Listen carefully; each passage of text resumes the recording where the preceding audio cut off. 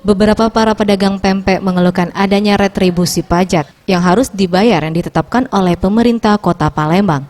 Salah satu pedagang pempek Pasar 26 Ilir, Diana, sangat menyayangkan dengan adanya pemberlakuan pajak untuk pempek karena dibandingkan tempat lain usahanya masih lebih kecil dan harga pempek yang dijual berkisar Rp800. Seharusnya usaha pempek yang telah terkenal dan besar yang harus dikenakan pajak karena omsetnya lebih besar.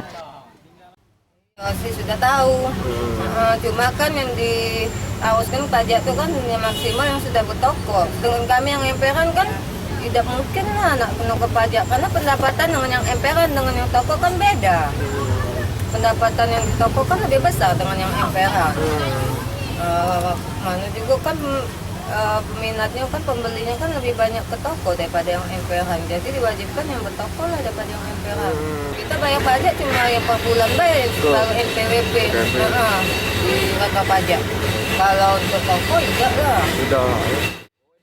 Jika memang pemerintah Kota Palembang masih mengharuskan menaikkan pajak, dirinya akan menaikkan harga jual pempek. Hal ini harus dilakukan guna menutupi biaya produksi agar tidak merugi.